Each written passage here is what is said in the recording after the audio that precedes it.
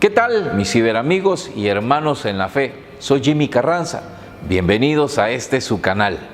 Hace algunos años, al fallecido padre Jorge Loring, un gran apologeta tremendo en nuestra iglesia, fue invitado a debatir con un psicólogo ateo, Francisco Gavilán.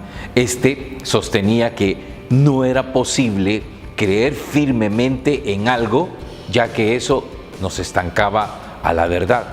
El padre Jorge Loring, de manera vehemente, sostenía que eso no era cierto, porque decía él: yo creo que la Tierra gira alrededor del Sol y no lo he comprobado, y eso no me estanca. Yo creo que la fórmula del agua es H2O, no lo he probado, pero no me estanca. Yo creo que pi es 3.1416 y no me estanca. Entonces el problema no es creer, el problema es en qué creemos. Ahí radica el problema. Por eso el tema que vamos a tocar el día de hoy se titula Jesús es el verdadero pan de vida.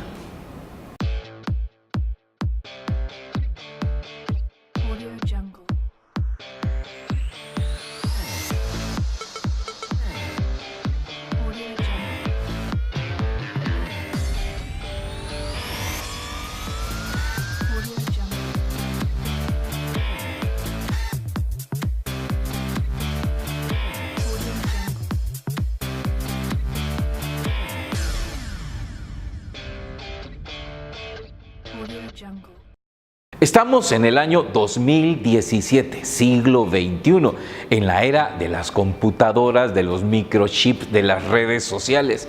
Mire, la tecnología ha dado un crecimiento vertiginoso que no sabemos hasta dónde nos va a llegar la tecnología. Es impresionante y cualquiera diría que tanta tecnología hace que la disposición a creer en las cosas se reduzca. Hoy parece ser que la gente ha dejado de creer en verdades espirituales, en verdades fundamentales. Todo lo cuestiona, todo lo relativiza. Sin embargo, hace unos meses, en mi último viaje, descubrí algo que me inquietó. Es que iba sentado en el avión y de repente alcé la mirada a los números que van contando las líneas de asiento y pude verificar esto. Chéquelo en esta foto. A simple vista, usted quizás no alcanza a ver de lo que estoy hablando, pero voy a hacer un acercamiento y ahorita puede ver que del número 12 se pasa al número 14. Quiere decir que no existe línea de asientos número 13. Usted dirá, no, lo que pasa es que al derecho van los pares y al izquierdo van los impares. No, va el conteo normal. Del 12 tendría que pasarse al 13, porque tanto las líneas de la izquierda como las líneas de la derecha de asientos llevan la misma numeración. No existe número 13. Y esto me impresionó porque yo dije, ¿cómo es posible que los ingenieros aeronáuticos, las personas pensantes, gente que necesita resultados, que necesita pruebas, que necesita cálculos matemáticos, crea en el número 13 y lo omita en una línea de asientos? Esto me sorprendió porque contradice la teoría de que la gente ya no cree mucho en cosas irrelevantes. No, sí está creyendo, y está creyendo cada vez más en cosas menos fundamentales. De hecho, hoy con las redes sociales y la comunicación, la gente está empezando a enviarse cosas de tipo supersticiosas para supuestamente garantizar bienestar o bendiciones o qué sé yo. Por ejemplo, cadenas, que si aparece la imagen del Sagrado Corazón, dale like, porque si tú le das like, recibirás bendición en este instante. Recientemente recibí en mi WhatsApp la historia de un niño que recibió una de estas cadenas y resulta que no la mandó, hizo caso omiso y que le pasaron muchas desgracias. ¿Sabe qué? Eso es mentira, no es cierto, no se la crea, no pasa nada. Hace muchos años, unos 25 años, estaba yo en una iglesia casualmente visitando al Santísimo y una mujer se me acercó y puso en la silla donde yo estaba a la par un sobre. Pues me llamó la atención, pero supuse que era alguna invitación a la iglesia a algo. Cuando terminé mi oración, agarré el sobre, lo abrí y era una cadena que había que darle continuidad, que había que mandarla y reproducirla no sé cuántas veces. Y si no lo hacía, me iba a pasar algo malo. Pues no lo hice, eso fue hace 25 años. Y sí me han pasado cosas malas, pero no creo que era porque no mandé la cadena. Son cosas contingenciales, son parte de la vida, cosas que nos suceden. Eso no es cierto. El problema, repito, no es creer, sino en qué creemos. Cuando hablamos de verdades fundamentales, como es la fe en la Eucaristía, en Jesucristo, ahí sí nos volvemos agnósticos. Sí, yo soy agnóstico, yo no creo en algunas cosas, yo soy ateo. Para creer necesito comprobar, para creer necesito respaldarlo, documentarlo. Hombre, esas son patrañas, eso no es cierto. ¿Por qué? Porque para las cosas de Dios somos agnósticos, pero las cosas como la superstición, cualquiera cree, cualquiera se lo traga. Y la gente cree en las cartas del tarot, la gente cree en el horóscopo, la gente cree en la astrología, la gente cree en el Feng Shui, tantas ideas que andan por ahí que no están respaldadas científicamente, pero la gente las cree. ¿Y sabe por qué las cree? Porque no implica un compromiso. Creer en verdades fundamentales de la fe sí implica un compromiso. Y no es cosa nueva, no es de la gente de ahora que estén creyendo en estas cosas. Ya en tiempos de Jesús, los judíos estaban aferrados a una historia que se contó. Quién sabe si esa historia fue verdadera, que hablaba acerca de cuando los judíos salieron de Egipto hacia la tierra prometida, se quedaron sin comida, se quedaron sin abastecimiento, porque el tramo que recorría desde Egipto hasta la tierra de Canaán duraba 15 días, pero ellos se tardaron 40 años. Mire, se pegaron una perdida, la brújula les falló y en el proceso se quedaron sin provisiones. Entonces dice la Biblia que Dios les mandó maná del cielo, pan caído del cielo con el que se alimentaron. Pues no sabemos si esto es verdad o no, si esto es histórico o no es histórico. Lo que importa es el mensaje que nos trae. ¿Y cuál es el mensaje? Que en medio de la crisis Dios siempre nos provee, Dios siempre nos saca adelante. Si ahorita estuviéramos en un panel, muchas personas frente a mí, yo les hiciera una pregunta. A ver, ¿cuántos de ustedes alguna vez se han quedado sin un 5 en la bolsa, sin nada en el banco? Sí, ya me he quedado sin nada, sin un 5. A ver, otra pregunta. ¿Y a cuántos de los que nos hemos quedado sin nada, Dios nos ha sacado adelante y seguimos adelante? ¿Verdad? ¿Se da cuenta? Dios provee en medio de las crisis, siempre nos saca adelante. De manera que no hay que tener miedo. El Padre sabe, dice Jesús, que tenemos necesidades. Por eso, repito e insisto, lo importante no es creer, sino en qué creemos. Y los judíos estaban aferrados a esa historia que Jesús tomó, y a partir de esa historia del pan caído del cielo, Jesús hizo una primera aseveración y dijo: yo soy el pan que ha bajado del cielo. Aquellos hombres empezaron a acariciar sus barbas, fruncieron el ceño y cuestionaron a Jesús: ¿qué está diciendo este que ha venido del cielo? Hombre, si lo conocemos de chiquito, su mamá es María y su papá es José, el carpintero de aquí del barrio. ¿Cómo es que dice que bajó del cielo? Este está loco. Y lo seguían cuestionando. Jesús seguía hablando y decía que había necesidad de creer en Él para tener vida eterna. Y más adelante hizo una declaración todavía más fuerte y más escandalosa. La tomamos del Evangelio de San Juan en el capítulo 6, versículo 51 al 53. Y dice así: yo soy el pan vivo bajado del cielo. Si uno come de este pan, vivirá para siempre. Y el pan que yo le voy a dar es mi carne, para la vida del mundo. Discutían entre sí los judíos: ¿cómo puede éste darnos a comer su carne? Jesús les dijo: en verdad os digo, que si no coméis la carne del Hijo del Hombre y no bebéis su sangre, no tenéis vida en vosotros. Esta es la palabra de Dios. Gloria y honor a ti, Señor Jesús. Esta declaración de Jesús es fuertísima, tan fuerte que incluso muchos de sus discípulos, dice la Biblia en el capítulo 6, verso 66, 666, no vaya a pensar que es superstición, pero en ese versículo, en el 66, dice que a partir de ese momento, muchos de sus discípulos empezaron a abandonarlo, lo dejaron, porque ellos sintieron fuerte aquellas palabras. De hecho, San Pedro se lo dijo: es que lo que tú has dicho es tan fuerte, ¿quién puede con eso? No es fácil, pero lo importante es fundamentar aquello en lo que creemos. Hoy, en este tema, no voy a profundizar en el hecho teológico o en las consideraciones teológicas del sacramento de la Eucaristía.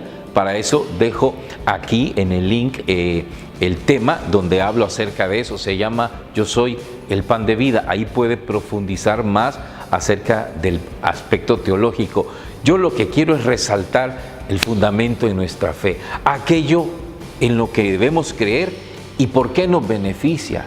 La verdad es, Jesús es el pan que debemos comernos. Los judíos que estaban oyendo a Jesús, oyeron que Jesús les dijo: yo soy el pan y el que come mi carne, bebe mi sangre, tiene vida eterna. Y aquellos se escandalizaron y dijeron: ¿qué ha dicho? Y se miraban entre ellos. ¿Qué ha dicho? ¿Que tenemos que comérnoslo a Él? Mire, Jesús los hubiera recriminado si estuvieran equivocados, como pasó con Nicodemo, cuando Jesús le hablaba de la vida eterna, cómo entrar al reino de los cielos. Y Jesús le dijo que había que nacer de nuevo, y Nicodemo se le creó un gran signo de interrogación y dijo: ¿cómo? ¿Tengo que volverme a meter en el vientre de mi madre y nacer? Eso es lo que pensó Nicodemo.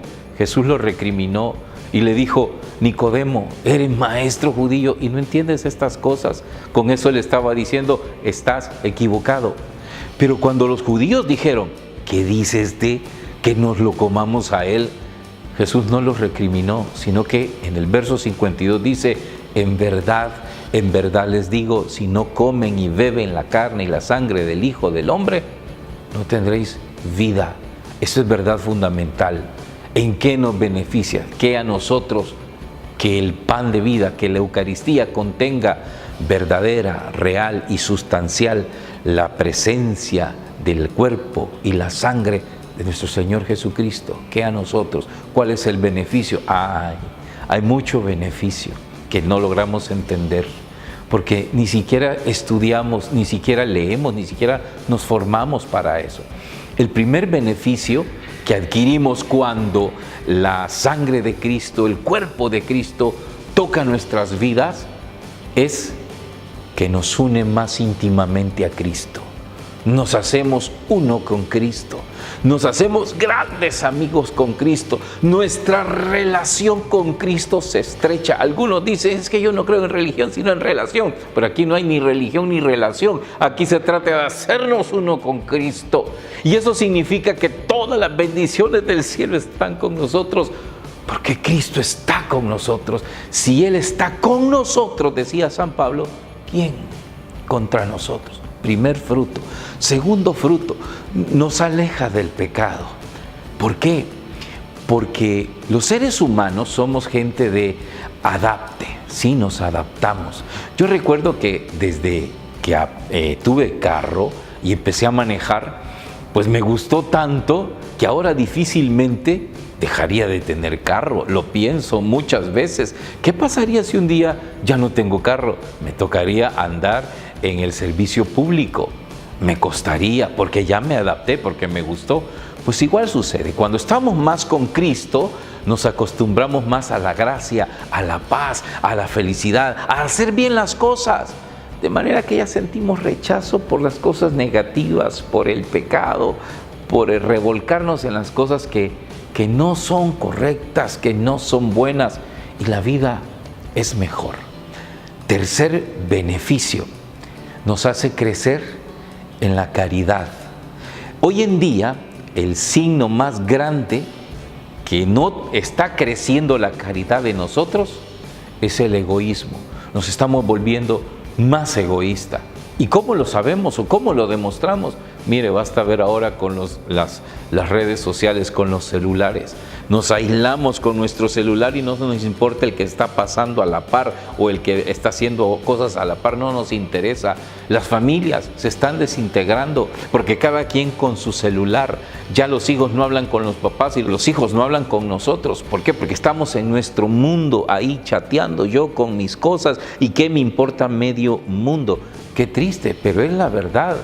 Es tremendo lo que está sucediendo. Somos egoístas, a grado tal que cuando vemos un acontecimiento como un accidente o a alguien que le ha pasado algo, en vez de correr a auxiliar a esa persona, ¿sabe qué hacemos? Sacamos nuestros celulares, nuestros móviles y empezamos a filmar. Mira cómo le sale sangre. Eso es egoísmo. Bueno, recientemente en mi país se dio una noticia que me dolió el corazón, porque se nota el nivel de cultura que estamos teniendo.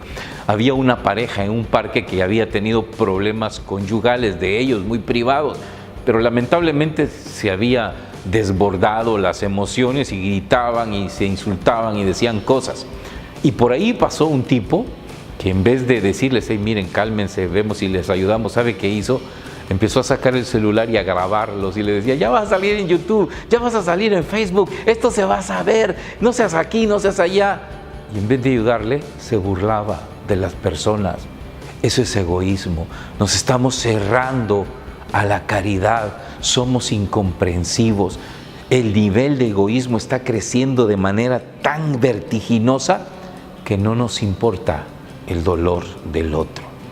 Cuarto, en la Eucaristía nos une cada vez más como hermanos. ¿Por qué? Porque nos hace miembros de una misma cena, de un mismo banquete. Nos identificamos. A mí me encanta cuando mucha gente de otros lugares me escribe y me saluda, hermano Jimmy, ¿qué tal? Le saludamos de España, le saludamos de Italia, le saludamos. Bueno, un día de estos recibí un mensaje hasta uno de Brasil.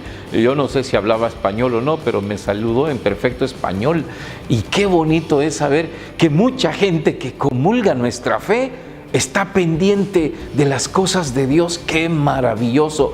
O cuando los católicos nos unimos para defender nuestra fe. Hoy en día es tremendo cómo los gobiernos están dando permiso para que las mujeres aborten, para asesinar niños. Y los católicos callados. Pero sin embargo, qué bonito es cuando los cristianos nos unimos, no para discutir la fe, sino para denunciar las cosas malas, la injusticia. Cuánta injusticia está aconteciendo en nuestros días, en nuestros países, en Latinoamérica. ¿Y sabe qué es lo más crítico? Que mucha gente está uniéndose no al cristiano y al pensamiento cristiano, sino al pensamiento y a la acción del injusto. Es triste. San Pablo dice que Dios va a castigar no solo los actos de quienes realizan la injusticia, sino también de aquellos que la prueban.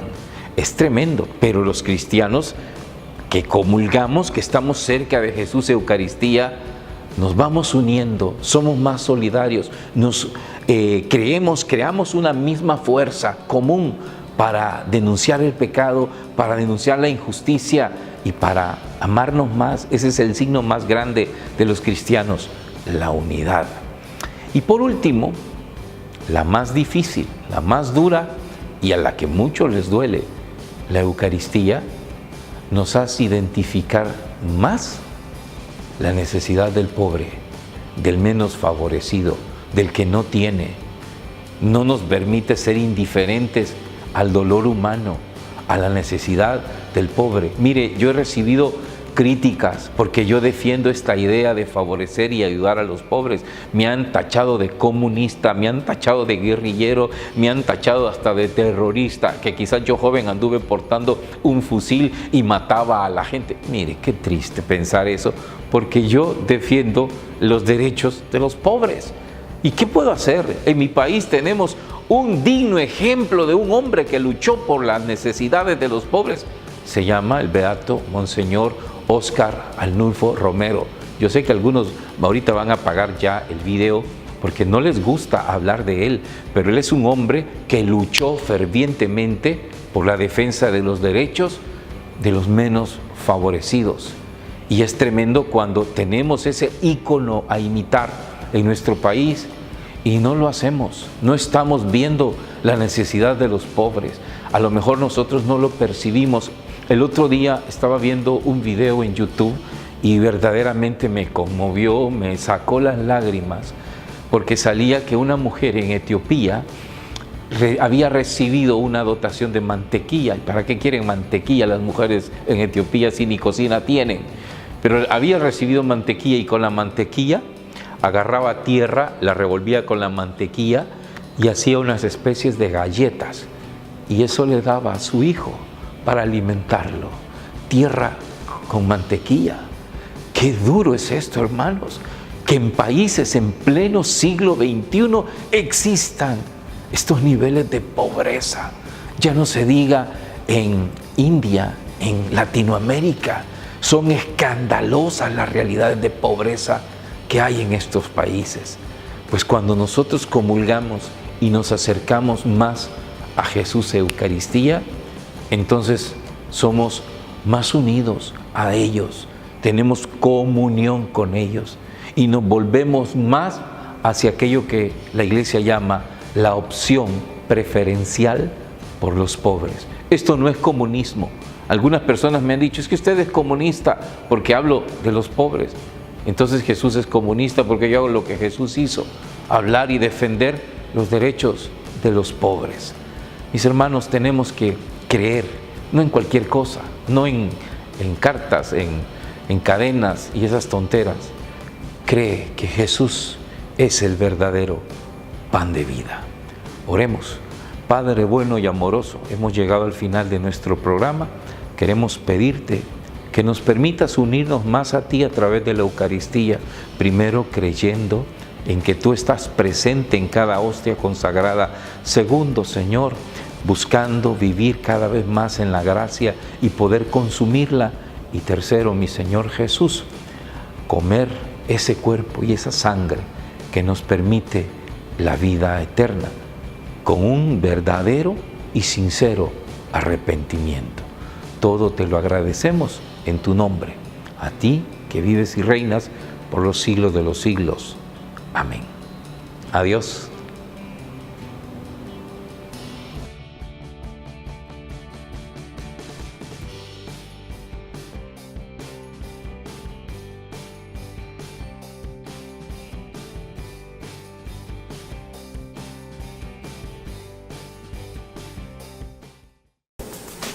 Gracias YouTube y gracias por mirarnos en televisión y por internet. Para suscribirte, solo dale un clic abajo. Comenta y regálanos un like. Únete a todas nuestras redes sociales. Y recuerda, somos la iglesia que Cristo fundó. Somos la Iglesia Católica.